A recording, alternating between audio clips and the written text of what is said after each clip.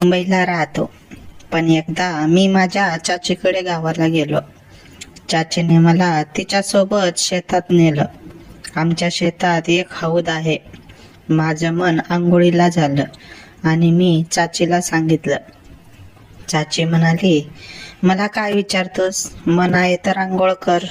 मी म्हणालो, मी कपडे आणले नाही. ती म्हणाली, मग कपडे काढून आंघोळ कर. इथे तुला कोण पाहतंय? मी म्हणालो, तुम्ही तर आहात. चाची हसत म्हणाली, मी तुला लहानपणीपासून खूपदा मोकळं पाहिलं आहे.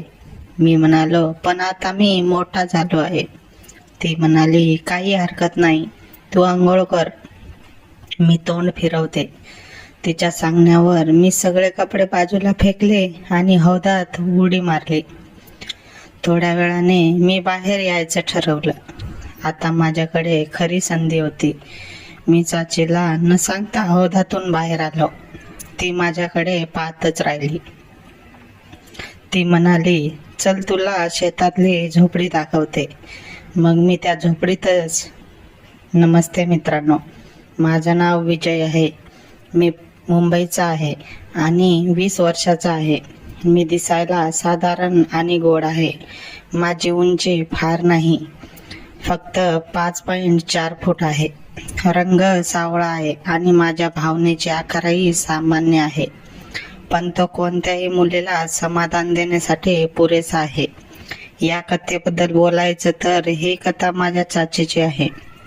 माझ्या चाचीचं नाव कोमल आहे. ती गावातच राहते. ती 36 वर्षाची आहे. दिसायला ती सावळी आहे, पण तिचं 34, 28, 36चं फिगर मला खूप आवडतं. तिच्या शरीराला देवाने इतक्या सुंदरतेने घडवलं आहे की तिला पाहून वृद्ध माणूसही मजबूर होईल. ती एकदम भरलेल्या शरीराची आहे. कधी कधी मी तिला पाहून हतबल करायचो. मनात असं वाटायचं की काश एकदा तरी अनुभव करायला मिळाले तर. काही दिवसापूर्वी मी दिवाळीच्या सुट्टीत गावी फिरायला गेलो होतो. माझ्या मनात सतत अनुभवचाच विचार चालायचा. अगदी बसने गावी जात असतानाही मी याच विचारत होतो की रस्त्यात कुठे अनुभवायला मिळालं तर बरं होईल. सकाळी 5 वाजता मी निघालो आणि 6-7 तासाच्या प्रवासानंतर गावी पोहोचलो. मला पाहून घरातले सगळे आनंदी झाले. गावच्या घरात माझी आजी, चाचा, चाची आणि त्यांची 2 मुलं राहतात. चाचीला पाहिल्यावर असं वाटलं की जणू कामदेवी माणसाच्या रूपात माझ्या समोर अवतरली आहे. तिने उत्साहाने माझी विचारपूस केली. ती माझ्या गालावर हात फिरवत होती. जेव्हा तिच्या हाताचा स्पर्श मला झाला तेव्हा माझी भावना तिच्या जीवनाच्या स्वागतासाठी मधून सलामी देत होता. मनात आलं की तिला इथेच पापी द्यावं. थोडा वेळ गप्पा झाल्यावर मला नाश्ता देण्यात आला आणि मग मी विश्रांतीसाठी आत गेलो. झोपताच मला झोप लागली. संध्याकाळी उठलो तेव्हा आजी मंदिरात गेली होती. चाच्याबद्दल विचारायचं तर ते शेतात गेले होते. त्यांची मुलं कुठेतरी बाहेर खेळत होती. मला वाटलं की चाचीच्या जवळ जाण्याची हीच संधी आहे. जेव्हा मी त्यांच्या जवळ गेलो तेव्हा त्या हसत हसत बोलत होत्या. तिच्या गोल व्यक्तिमत्वांकडे पाहताच माझी नजर तिच्या संपूर्ण शरीराचा अंदाज घेत होती. मी तिच्या नको त्या जागी माझ्या नजरेने स्कॅन करत होतो. तिची पाठमोरी बाजू एकदम उंचावलेली आणि गोल होती. मनात आलं की हाताने तिच्या व्यक्तिमत्वांना स्पर्शावं. मग मी घरच्या कामात तिची मदत करायला लागलो. याच बहाण्याने तिच्या व्यक्तिमत्वांना स्पर्श करण्याची संधी मिळाली. ती काही बोलली नाही. त्यानंतर मी बाहेर फिरायला गेलो. रात्री सगळे एकत्र बसून गप्पा मारत होते. प्रत्येकजण आपापले प्लॅन सांगत होता. मी ऐकलं की चाचाला माझ्या बुवाकडे जायचं होतं. ते 2 दिवसांसाठी जाणार होते आणि त्यांच्यासोबत मुलंही जाणार होते. ही आनंदाची बातमी माझ्या कानावर पडताच माझ्या आनंदाला पारावार उरला नाही. मग मी रात्री आम्ही जेवण करून झोपलो. पण माझ्या डोळ्याची झोप तर उडालीच होती. मी तिच्याबद्दल विचार करताना माझी भावना ताठ झाली. मग मी माझी भावनेला हतबल करायला सुरुवात केली. जोपर्यंत दाटून आलेली भावना शांत होत नाही तोपर्यंत मला चैन पडले नाही. काही वेळासाठी माझी वासना शांत झाली, पण पोट भरलं नाही. थोड्याच वेळात भावनेत पुन्हा तणाव आला. मी पुन्हा भावना हातभारायला लागलो. यावेळी मी ठरवलं की उठून पाहतो, चाचीचं दर्शन तरी होईल. चाचा आणि चाचीची खोली वेगळी होती. मी उठलो आणि त्याच्या खोलीकडे निघालो. रात्री साधारण 1 वाजला होता. चोरट्या पावलांनी मी चाचीला पाहायला पोचलो. त्यांच्या खोलीचा दरवाजा अर्धा उघडा होता. मी त्यातून आत डोकण्याचा प्रयत्न केला. जेव्हा मी आतलं दृश्य पाहिलं तो मी थपकूनच गेलो. मी पाहिलं की चाचा एकदम मोकळे होऊन माझ्या चाचीला सुंदर वेळेचा अनुभव देत होते. चाची फक्त झोपून त्याच्याकडे पाहत होती. मी त्यांचा सुंदर वेळेचा अनुभव तिथे उभं राहून पाहायला लागलो. काही क्षणानंतर चाचा हप्पत त्याच्यावर कोसळले. मग ते बाजूला झोपले. त्यानंतर चाचीने आपल्या जीवनाला आपल्या हाताने अनुभवायला सुरुवात केली. कदाचित चाचीला जीवनाची भूक मिटली नव्हती. रात्रीच्या मंद प्रकाशात चाचीचे जीवन स्पष्ट दिसत होते, पण ती जीवनाला हाताने चालत असल्याचं कळत होतं. काही वेळाने ती शांत झाली. मग ती उठून बाथरूमकडे यायला लागली आणि मी चोरट्या पावलांनी तिथून निघालो. खोलीत जाऊन मी माझ्या भावनेला हाताने सुंदर वेळेचा अनुभव पुन्हा एकदा रंगाच्या 5 पिचकारी सोडले. आता मी चाचीच्या जीवनासाठी वेळा झालो होतो. काही करून मला त्याच्या अनुभवायची होती. सकाळी पुन्हा उठलो तेव्हा चाचा जाण्याच्या तयारीत होते.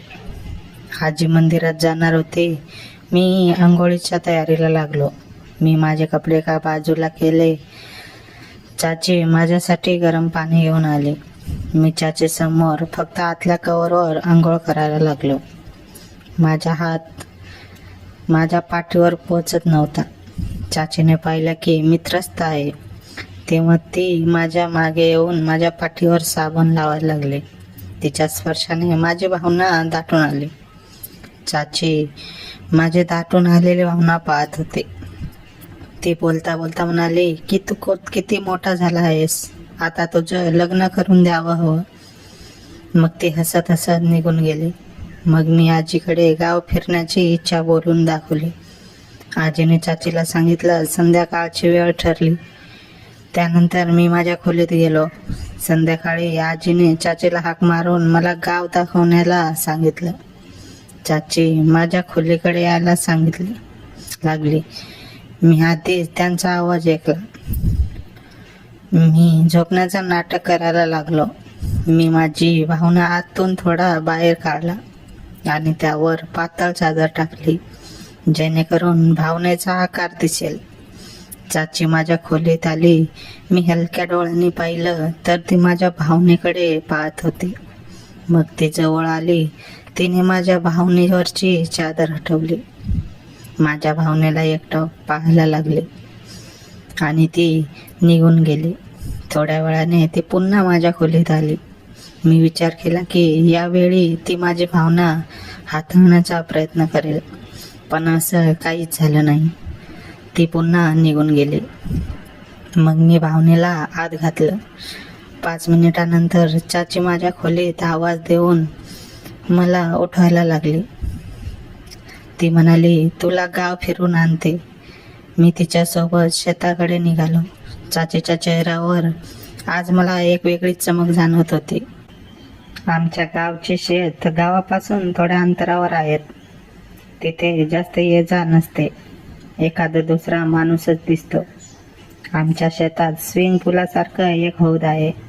चाची तिथल्या झोपडीत जनावरांना चारा टाकायला लागले. माझं मन आंघोळीला झालं आणि मी चाचीला सांगितलं. चाची म्हणाली माझ्याकडे काय विचारतोस, मन आहे तर आंघोळ कर. मी म्हणालो मी कपडे आणले नाही. ती म्हणाली मग कपडे काढून आंघोळ कर. इथे तुला कोण पाहतंय? मी म्हणालो, तुम्ही तर आहात ना काकू. चाची हसत म्हणाली, मी तुला लहानपणीपासून खूपदा मोकळं पाहिलं आहे. मी म्हणालो, पण आता मी मोठा झालो आहे. ती म्हणाली, काही हरकत नाही, तू आंघोळ कर. मी तोंड फिरवते. तिच्या सांगण्यावर मी सगळे कपडे बाजूला फेकले आणि हौदात उडी मारले. थोड्या वेळाने मी बाहेर यायचं ठरवलं. आता माझ्याकडे खरी संधी होती. मी चाचीला न सांगता हौदातून बाहेर आलो. ती माझ्या भावनेकडे पाहायला लागली आणि म्हणाली, किती निर्लज्ज झाला आहेस तू, असाच मोकळा बाहेर आलास. मी म्हणालो, तुम्हीच तर म्हणालात की तुम्ही मला मोकळं पाहिलं आहे. मग मी आत गेलो. चाची हे आत आले. मी माझं शरीर कोरडं करायला लागलो. चाची चोरट्या नजरेने माझ्या भावनेकडे पाहत होती. माझी भावना दाटून लागली. चाचीचं तोंड दुसरीकडे होतं. मी चाचीजवळ गेलो आणि तिच्या मागून भावना लावली. चाची ससी पलटली तशी मी तिला मिठीत घेतलं. ती म्हणाली, काय करतोय, सोड मला. मी म्हणालो, तुम्ही तर हेच हवंय. इतका वेळ माझ्या भावनेकडे पाहत होतात. मी तिच्या ओठांवर माझे ओठ टेकवले आणि तिला पापी द्यायला लागलो. चाची मला हटवायला लागली आणि म्हणाली, हे पाप आहे. पण मी तिला सोडलंच नाही. तिच्या ओठांवर माझे ओठ टेकवले आणि जादुई स्पर्श झाला. पहिल्यांदा ती नाही, नको, असं चुकीचं आहे असं म्हणत मला स्वतःपासून दूर ढकलण्याचा प्रयत्न करत होती. पण माझ्या मिठीतील ऊब आणि माझ्या श्वासांचा वेग पाहून तिचा प्रतिकार हळूहळू मावळू लागला. मी तिच्या मानेवर आणि कानाजवळ हळुवारपणे स्पर्श करायला लागलो. तशी ती शहारली. तिचे डोळे मिटले गेले आणि तिने माझे खांदे घट्ट पकडले. काही क्षणातच तिचा तो आकार एका सुस्कारात बदलला आणि ती स्वतःहून माझ्या अधिक जवळ आली. तिने मला घट्ट मिठी मारली. जणू वर्षांवर्षांची तहान आज शमणार होती. ती थरथरत्या आवाजात म्हणाली, विजय, हे जे तू करतोयस ते चुकीचं आहे. पण माझं शरीर आता माझ्या नियंत्रणात नाहीये. तिने कबूल केलं की तिचा नवरा तिला कधीच पूर्ण सुख देऊ शकला नाही. लग्नाला इतके वर्ष झाली, पण तिला ज्या सुखाची ओढ होती ते तिला कधीच मिळालं नव्हतं. ती सांगू लागली की तुझे चाचा फक्त स्वतःची भूक भागवतात, पण माझ्या मनाचा आणि शरीराचा कधी विचारच करत नाही. आज पहिल्यांदा मला कोणीतरी हवं असं वाटलंय, असं म्हणत तिने स्वतःचे कपडे सेल करायला सुरुवात केली. तिच्या सौंदर्याचा तो खजिना आता पूर्णपणे माझ्या समोर उघडा होणार होता. शेतातल्या त्या शांत झोपडीत फक्त आमच्या श्वासांचा आवाज घुमत होता. तिने मला जवळ ओढलं आणि माझ्या शरीराचा ताबा घेतला. आता ती पूर्णपणे तयार होती आणि तिची ती कामदेवी सारखी कायम माझ्या मिठीत विरघळत होती. आम्ही दोघेही जगाचा विसर पडल्यासारखे एकमेकांच्या शरीरात हरवून गेलो होतो. तिची प्रत्येक हालचाल सांगत होती की तिला या सुखाची किती गरज होती. त्या दिवशी निसर्गाच्या सानिध्यात त्या शेतातल्या झोपडीत आम्ही दोघेही एकमेकांच्या प्रेमात आणि वासनेत पूर्णपणे बुडून गेलो होतो. तिची ती भूक आणि माझा तो उत्साह एका वेगळ्याच शिखरावर पोहोचला होता, जिथे नात्यांच्या मर्यादा संपल्या होत्या आणि फक्त दोन शरीराचं मिलन उरलं होतं. त्या शांत झोपडीत आमचं मिलन सुरू झालं आणि वेळेच भान उरलं नाही. चाची आता पूर्णपणे माझ्या रंगात रंगली होती. तिने तिचे हात माझ्या पाठीवर घट्ट रोवले होते आणि प्रत्येक स्पर्शासोबत ती अधिकच उतावीळ होत होती. तिचा तो 34, 28, 36चा घाटदार देह माझ्या हाताखाली एखाद्या मेमनासारखा विरघळत होता. ती माझ्या कानात कुजबुजली, विजय, आजवर मी फक्त शरीरानं जगले होते, पण खऱ्या सुखाचा अनुभव आज तू मला देतोयस. तिच्या बोलण्याने माझा उत्साह द्विगुणित झाला. मी तिला अधिकच जोमाने जवळ घेतलं. तिच्या शरीराचा प्रत्येक अवयव त्याचा मी आतापर्यंत फक्त दुरून अंदाज घेतला होता. तो आता माझ्या मिठीत होता. तिचे ते सावळी आणि भरलेली काया चंद्राच्या प्रकाशात अधिकच मादक दिसत होते. आम्ही दोघेही घामाघूम झालो होतो, पण कुणालाच थांबायची इच्छा नव्हती. चाचीची ती वर्षानुवर्ष भूक आज जणू ज्वालामुखीसारखी बाहेर येत होती. ती मला पुन्हा पुन्हा सांगत होती की असाच अनुभव मला आयुष्यभर हवा होता. शेवटी जेव्हा आनंदाचं ते सर्वोच्च शिखर गाठलं गेलं, तेव्हा आम्ही दोघे एकमेकांच्या मिठीत शांत पडून राहिलो. बाहेर वाऱ्याची झुळूक येत होती, पण झोपडीतील उष्णता अजूनही कायम होती. काही वेळाने तिने माझे केस कुरवाळले आणि म्हणाली, आता घरी जायला हवं, कुणाला संशय येईल. आम्ही दोघे उठलो, कपडे नीट केले आणि पुन्हा घराच्या दिशेने चालू लागलो. चालताना तिच्या चेहऱ्यावर वेगळंच समाधान होतं आणि माझ्या मनात ती रात्र कायमची कोरली गेली होती. आता आम्हाला माहीत होतं की ही फक्त सुरुवात होती. पुढचे 2 दिवस जेव्हा चाचा घरी नसणार होते, तेव्हा आमचं हे गोपी साम्राज्य अधिकच खुलणार होतं. घराकडे परताना आम्ही शब्दांशिवाय एकमेकांकडे पाहत होतो, कारण आता डोळ्यांनीच सगळं बोललं होतं. शरीराची भूक भागली असली तरी मनाची ओढ आता अधिकच वाढली होती. रात्रीचे जेवण आटोपल्यानंतर जेव्हा सगळे झोपायला गेले, तेव्हा घराच्या कोपऱ्यात एक वेगळी शांतता पसरली होती. चाचा आणि मुलं बुवाकडे गेला असल्यामुळे घरात फक्त आजी, चाची आणि मी होतो. आजी लवकरच गाढ झोपली, पण माझ्या आणि चाचीच्या डोळ्यात झोप कुठली. मी माझ्या खोलीत पडलो होतो आणि माझ्या कानात तिचे ते शब्द अजूनही घुमत होते.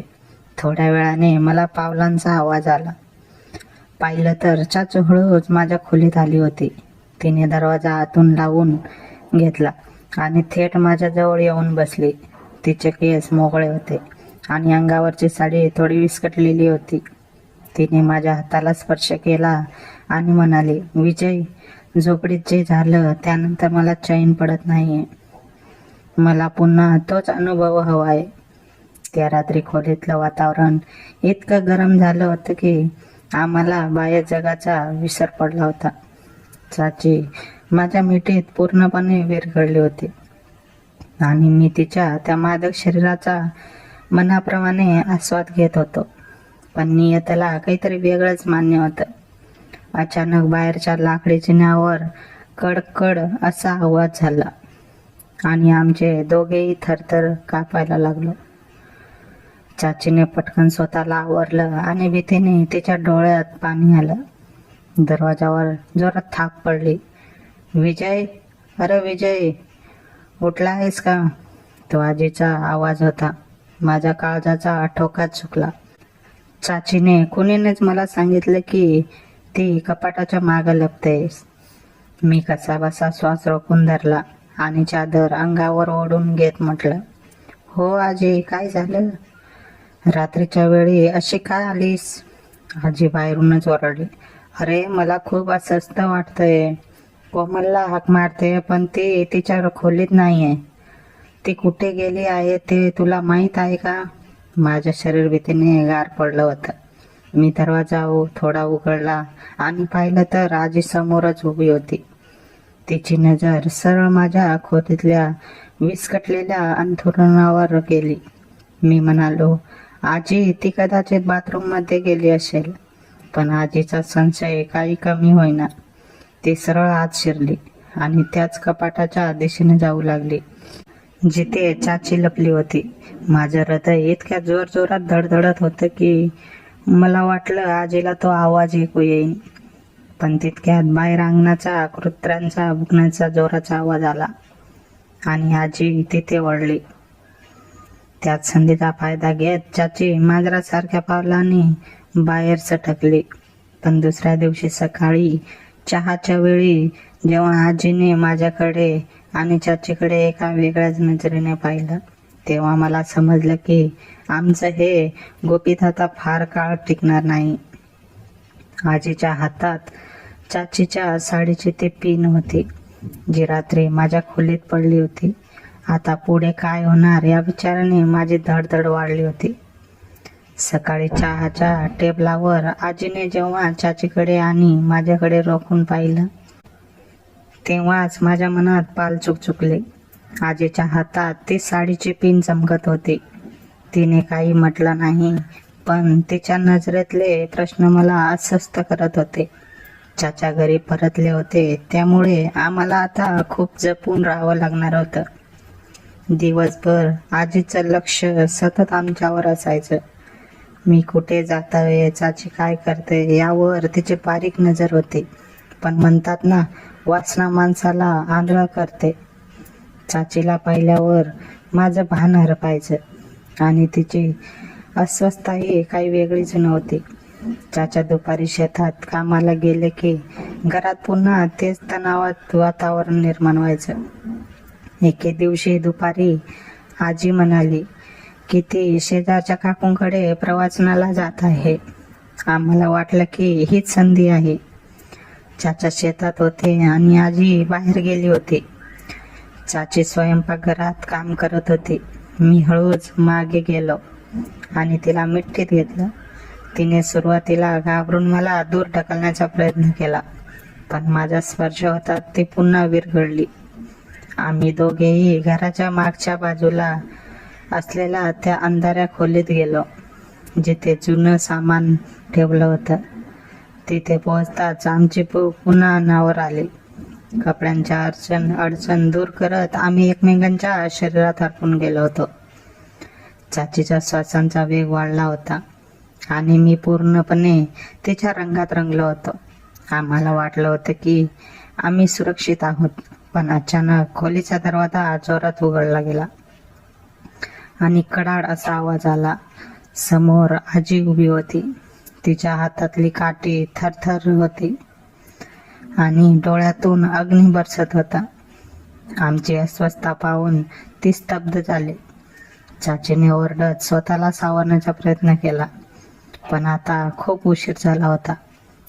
आजी थरथर त्या आवाजात म्हणाली, विजय, कोमल, हे काय पाप मांडलंय तुम्ही? रक्ताच्या नात्याला काळीमा फासलात. आजीने आम्हाला रंगे हात पकडलं होतं. माझं डोकं शून्य झालं होतं आणि चाची जमिनीवर बसून रडायला लागली होती.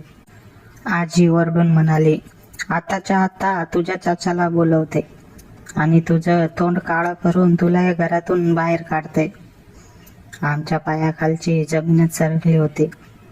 आता आमचं हे लपून छपून सुरू असलेलं मुख एका मोठ्या वादळात बदलणार होतं. आजीने आम्हाला त्या अवस्थेत पाहिल्यावर जणू आभाळच कोसळलं होतं. चाची अक्षरशः जमिनी आजीच्या पाया पडली. ढसाढसा रडू लागली. आई, आम्हाला माफ करा, आमच्याकडून फार मोठी चूक झाली आहे, असं म्हणत ती आजीचे पाय धरून विनवणी करत होती. मी सुद्धा भीतीने थरथर कापत होतो.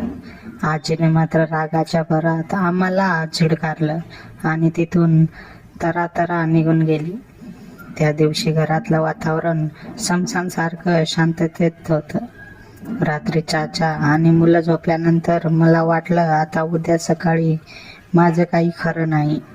आजी नक्कीच सगळ्यांना सांगणार या विचाराने मला झोप येत नव्हती. तितक्यात माझ्या खोलीच्या दरवाजावर हलकी टपकी पडली. बाहेर आजी उभी होती. तिने फक्त खुनीनेच मला तिच्या खोलीत बोलावलं. मी गुपचूप तिच्या मागे गेलो. खोलीत गेल्यावर तिने दरवाजा आतून लावून घेतला. माझं हृदय एकदा ढोलासारखं धडधडत होतं. मला वाटलं आता आजी मला चांगलं चोपून काढणार किंवा घराबाहेर काढण्याची ताकीद देणार. आजी पलंगावर बसली आणि माझ्याकडे एकटक पाहू लागली. तिचा तो करडा चेहरा आता थोडा मऊ पडला होता.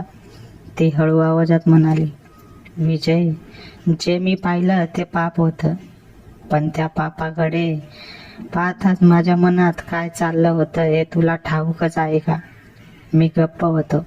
आजी पुढे म्हणाली, तुझ्या आजोबांना जाऊन 15 वर्ष झाले. या घरात मी फक्त एक शोभेची वस्तू बनून राहिली आहे.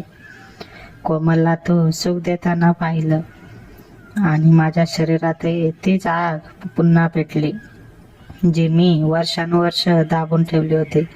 हे ऐकून माझ्या पायाखालची जमीनच सरकली. मला माझ्या कानांवर विश्वास बसेना. आजी पुढे सरकली आणि माझा हात आपल्या हातात घेत म्हणाली, मला तुझ्यावर ओरडायचंही नाही किंवा कुणाला सांगायचंही नाही, पण मला सुद्धा तेच सुख हवं आहे जे तू कोमलला देतोस. जर तू माझी ही ताण भागवलीस तर हे गुपित आपल्या तिघातच राहील. तिच्या त्या शब्दाने मला शून्य केलं होतं. ज्या आजीला मी आजपर्यंत आदराने पाहत होतो, तिच्या डोळ्यात आज मला तीच वासना आणि भूक दिसत होती, जी मी चाचीच्या डोळ्यात पाहिली होती. तिने माझा हात हळूच आपल्या छातीवर ठेवला आणि मी अवाक होऊन तिच्याकडे पाहतच राहिलो. आता परिस्थिती पूर्णपणे बदलली होती. एका बाजूला चाची होती आणि दुसऱ्या बाजूला आता खुद आजी उभी होती. मित्रांनो, कथा खूप मोठी झाली आहे, म्हणून राहिलेली कथा पुढच्या भागामध्ये सांगणार आहे. पुढे कथा खूप वेगळ्या दिशेनं जाणार आहे. त्यासाठी कमेंटमध्ये भाग 2 लिहा. पुढे काय होईल थोडक्यात सांगतो. मी आजीकडे जातो, पण आजीला माझ्याकडून घंटा फरक पडत नव्हता. मग ती मला एक वेगळीच पोच द्यायला सांगितली. पुढे नक्की बघा. धन्यवाद.